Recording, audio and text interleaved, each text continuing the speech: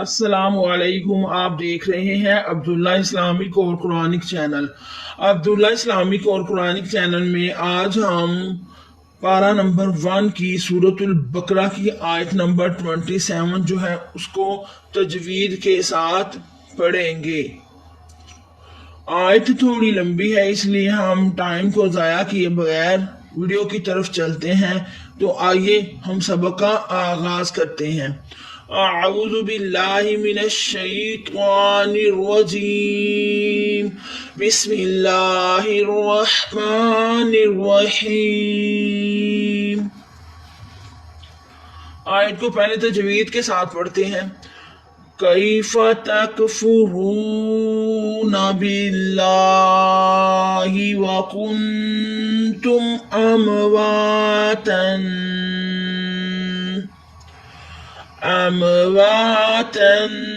فأحیاکم ثم یمیتکم ثم یحییکم ثم الیہ ترجعون۔ اب ایک ایک لفظ کی تجوید کرتے ہیں۔ کاف باریک ہے، کاف کے اوپر زبر ہے، کا کو بغیر کھینچے پڑھیں گے۔ یہ کاف باریک ہے، اس کو باریک ہی پڑھنا ہے، موٹا نہیں کرنا۔ یا ساکن ہے، ساکن حرف ہمیشہ ایک دفعہ ہی پڑھا جاتا ہے، اپنے سے پہلے متحرک حرف کے ساتھ ملا کر ساکن حرف کو پڑھتے ہیں۔ جب ساکن حرف کو یا کے ساتھ ملایا تو یہ لفظ بنا کئی۔ یہ یا جو ہے یہ حروف توجیہ کی طرح ہی پڑھا جائے گا جیسے ہم حروف توجیہ میں فا کے اوپر زبر ہے، فا بغیر کھینچے پڑھیں، مگر فا کا لفظ بھی حروف توجیہ کی طرح ہی ادا ہوتا ہے جیسے ہم حروف توجیہ کے اندر کرتے ہیں۔ کیفا، تا کے اوپر زبر ہے، تا کو بغیر کھینچے پڑھیں، مگر کاف ساکن ہے، ساکن حرف ہمیشہ ایک دفعہ پڑھا جاتا ہے، اس لیے تا کو کاف کے ساتھ ملائیں گے۔ جب تا کو کاف کے ساتھ ملایا تو لفظ بنا تک۔ یہ جو تا ہے یہ حروف توجیہ کی طرح ہی پڑھا جائے گا اور کاف بھی حروف توجیہ کی طرح ہی پڑھا جائے گا۔ یہ آپ نے بڑے اچھے طریقے سے یاد رکھنا ہے کہ یہ جو کاف ہے یہ والا یہ باریک کاف ہے، 2 نقطوں والا کاف موٹا ہوتا ہے، اس کاف کو موٹے کاف کی طرح ادا نہیں کرنا۔ جو لفظ باریک ادا ہونا ہے اس کو باریک ہی نکالنا ہے، جو لفظ موٹا ادا ہونا ہے اس کے مخرج سے اس کو موٹا ہی نکالنا ہے، اسی کا نام تجوید ہے۔ لفظ بنا تک، فا کے اوپر فے پیش ہے، فو بغیر کھینچے پڑے اور فا کا لفظ حروف توجیہ کی طرح ہی ادا کرے جیسے ہم حروف توجیہ میں پڑھتے ہیں۔ را کے اوپر پیش ہے، رو کو بغیر کھینچے پڑھیں۔ جب را کے اوپر پیش یا زبر ہوتی ہے تو را کو موٹا یعنی پر پڑھا جاتا ہے، مگر واو ساکن ہے اس سے پہلے پیش تو یہاں واو مدہ بھی ہو رہا ہے، اس کو ایک الف کی مقدار کھینچ کر پڑھنا ہے۔ تکفرو، نون کے اوپر زبر ہے، نا بغیر کھینچے پڑھیں، نون کا لفظ حروف توجیہ میں کی طرح ہی ادا کریں جیسے کہ حروف توجیہ کے اندر نون پڑھا جاتا ہے۔ تکفرون، با کے نیچے زیر ہے، بی کو بغیر کھینچے پڑھیں گے، با کا لفظ حروف توجیہ کی طرح ہی ادا کریں جیسے کہ ہم حروف توجیہ کے اندر پڑھتے ہیں۔ آگے الف والے لام سے پہلے زیر ہے تو الف والا لام باریک پڑھا جائے گا۔ جب الف والے لام سے پہلے زبر یا پیش ہوتی ہے تو الف والے لام کو موٹا پڑھتے ہیں ورنہ الف والے لام کو باریک ہی پڑھتے ہیں۔ لام کے اوپر کھڑی زبر ہے، ایک الف کی مقدار کھینچ کر بھی پڑھیں گے۔ بیلا موٹا نہیں پڑھنا، اس کو باریک پڑھنا ہے۔ آپ ادھر موٹا کریں گے تو لفظ کے میننگ چینج ہو جائیں گے، اگر ہم قرآن پاک کو تجوید کے ساتھ نہ پڑھیں تو لفظوں کے معنی ہی چینج ہو جاتے ہیں۔ جیسے کہ ادھر اب ہم نے باریک پڑھا ہے تو پھر ٹھیک ہے، اگر ہم موٹا کریں گے تو لفظ کی میننگ چینج ہو جائیں گے۔ ہا کے نیچے زیر ہے، ہی بغیر کھینچے پڑھیں گے، ہا کا لفظ حروف توجیہ کی طرح ہی ادا کریں۔ باللہ، वाव के ऊपर जबर है वाव, वाव को बगैर खींचे पड़े। काफ जो काफ के ऊपर पेश है कू, कू को बगैर खींचे पड़े, मगर वाव का लफ्ज हरफ तहज्जी की तरह ही अदा करे जैसे हम हरफ तहज्जी के अंदर करते हैं। ये जो काफ है बरीक है, इसको आपने बरीक पढ़ना है, मोटा नहीं पढ़ना। आगे चले तो नून साकिन है, नून साकिन के बाद हमने देखना है कि कौन सा कायदा अप्लाई करें। नून साकिन के बाद ता है तो यह ता हरफ इख्फा में से है। नून साकिन के बाद ना तो हरूफ यारमा नून का कोई लफ्ज आया, वहां इख्फा होना था, वहां भी गुन्ना होना था। नून साकिन के बाद हरूफ हल्की में से ना कोई लफ्ज आया, वहां इजहार होना था, वहां गुन्ना नहीं होना था। दोनों कायदों में से कोई लफ्ज नहीं आया। तो अब देखते हैं फिर हरूफ इख्फा और कलब रह गया।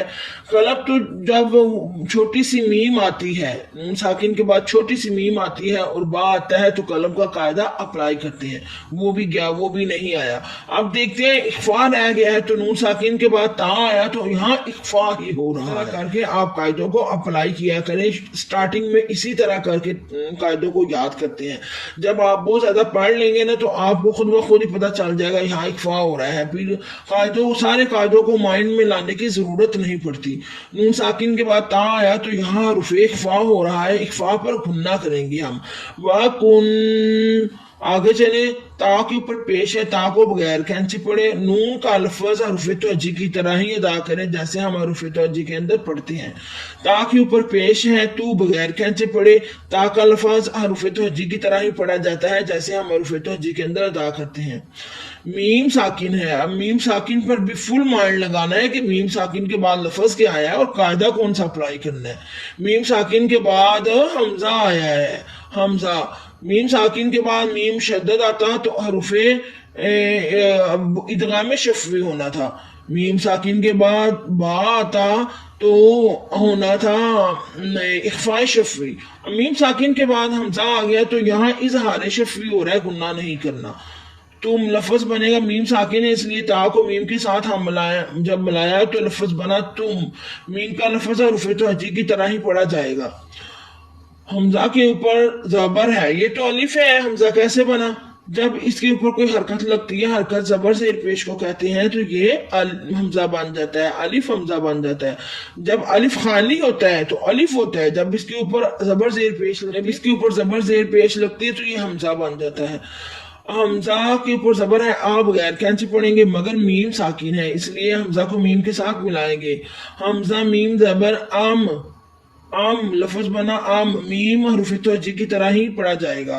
वाव के ऊपर जबर है, वाव बगैर कैंची पढ़ेंगे, मगर अलिफ खाली है, उससे पहले जबर, तो यहाँ अलिफ मद्दा भी हो रहा है, एक अलिफ की मुदार खींच कर वाव को भी पढ़ना है। आम वाव पर दो जबर है, नून तनवीन आ गया ना, दो जबर दो जेर दो पेश को नून तनवीन कहते हैं। नून तनवीन आ गया है, उसके बाद हमने देखना है कौन सा कायदा आ रहा है। नून तनवीन के बाद आया फा, इधर मैंने सारे कायदों की डेफिनेशन बताई है तो आपको खुद ब खुद ही माइंड में आ जाएगी। नून तनवीन के बाद आया फा तो इधर हो रहा है इख्फा, इख्फा हरुफ इख्फा में से है फा भी, तो इधर हम इख्फा करते हुए अमवातन को अदा करेंगे। अमवातन इख्फा पर भी गुन्ना करते हैं, फा के ऊपर जबर है, फा को बगैर खींचे पड़े, फा का लफ्ज हरफ तवज्जी की तरह ही अदा करें। हमजा के ऊपर जबर है, आ बगैर खींचे पड़े, मगर हा साकिन है इसलिए हमजा को हा के साथ मिलाएंगे। हा का लफ्ज जो है वो हलक से अदा होता है, हलक से अदा करें। ये हा जो है और आंखों वाली हा जो है वो डिफरेंट है, ये वाली हा, इन दोनों को अलग मखरज से अदा किया करें। फ़अह, फ़अह या के ऊपर जबर है, या बगैर खींचे पड़े, मगर अलिफ मद्दा हो रहा है, अलिफ खाली उससे पहले जबर, तो इसको अलिफ मद्दा को एक अलिफ की मुकदार खींच कर भी पढ़ना है। फ़अह या काफ के साकिन है, काफ को मीम के साथ मिलाएंगे। फ़अह या कुम, मीम का लफ्ज भी हरफ तवज्जी की तरह ही अदा करें। ये जो जीम है ये वक्फे जायज की अलामत है, यहाँ ठहरना बेहतर और ना ठहरना जायज है। आगे चलते हैं तो सा के ऊपर पेश है, सू को बगैर खींचे पड़े, मगर ये सा का जो लफ्ज है ये हरुफ निस्फिया है तीन, सा ज़ा और ज़्वा। لیکن سا زا جو ہے وہ تو ادا ہوں گے ایک ہی مخرج سے، لیکن جو زوا ہے وہ وہ تھوڑا سا ڈیفرنٹ ہے، وہ جب آئے گا تو اس کا کام پڑھیں گے انشاءاللہ۔ سا کے اوپر پیش ہے، سا کو نرمی کے ساتھ ادا کرے، نرمی کے ساتھ سا کو ادا کرنے کا طریقہ کار، آپ اپنے اوپر والے دانتوں کو زبان کی اگلی والی ٹپ کے ساتھ لگانا ہے، بالکل تو سا نرمی کے ساتھ ادا ہوگا، یہ آپ کو پریکٹیکل کرنے سے آئے گا۔ سا کے اوپر پیش ہے، سو، سو کو بغیر کھینچے پڑے، سا کا لفظ نرمی کے ساتھ ادا کرے۔ میم مشدد نون شدد پر، میم مشدد نون مشدد دونوں پر غنہ کرتے ہیں ہم، ایک الف کی مقدار غنہ کرنا ہے، تو یہاں ہم غنہ کریں گے ثم ثم ثم، ماں پہ نہیں غنہ کرنا، آپ نے جب سا کو میم کے ساتھ بنانا ہے وب بھی غنہ کرے نا، ثم۔ یا کے اوپر پیش ہے، یو بغیر کھینچے پڑے، یا کا لفظ حروف توجہ کی طرح ہی ادا کرے۔ می پہ آپ دیکھ رہے ہیں کہ یا مدہ ہو رہا ہے، یا ساکن ہے، اس سے پہلے زیر تو ایک الف کی مقدار یا مدہ کو کھینچ کر پڑھنا ہے۔ میم کا لفظ حروف توجہ کی طرح ہی ادا کرے، یا کا لفظ بھی حروف توجہ کی طرح ہی ادا کرے۔ یو می تا کے اوپر پیش ہے، تو کو بغیر کھینچے پڑے، تا کا لفظ حروف توجہ کی طرح ہی ادا کرے۔ کاف کے اوپر پیش ہے، کو بغیر کھینچے پڑے، کاف کا لفظ بھی حروف توجہ کی طرح ہی ادا کرے مگر میم ساکن ہے۔ میم کاف کے بعد میم آ رہی ہے، اس لیے ساکن حرف ہمیشہ ایک دفعہ ہی پڑھا جاتا ہے، اپنے سے پہلے متحرک حرف کے ساتھ ملا کر کاف کو میم کے ساتھ ملانا ہے۔ یو می تو کم، اب میم ساکن کے بعد پھر سا آ رہا ہے، پھر آگے دیکھیں کہ کون سا قاعدہ اپلائی کریں۔ میم ساکن کے بعد سا آیا تو ہم ادھر قاعدہ اپلائی کریں گے اظہار شفوی، یہاں غنہ نہیں کرنا۔ پھر سا ہے، سا نرمی والا حرف ہے، اس کو نرمی کے ساتھ ادا کریں۔ سا کے اوپر پیش ہے، سو بغیر کھینچے پڑے مگر میم مشدد ہے، مشدد حرف دو دفعہ پڑھا جاتا ہے، ایک دفعہ اپنے سے پہلے متحرک حرف کے ساتھ ملا کر اپنی حرکت کے مطابق، اور میم مشدد پر غنہ بھی کرنا ہے، ایک الف کی مقدار اس کو کھینچ کر غنہ کریں گے۔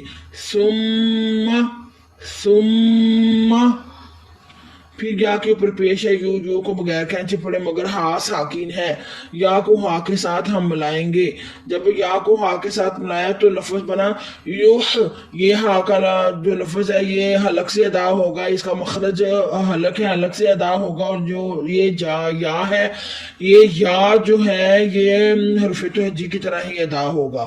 آگے یا کے نیچے زیر ہے، یہ بغیر کھینچے پڑے مگر یا ساکن ہے، ساکن حرف ایک دفعہ پڑھا جاتا ہے اپنے سے پہلے متحرک حرف کے ساتھ ملا کر۔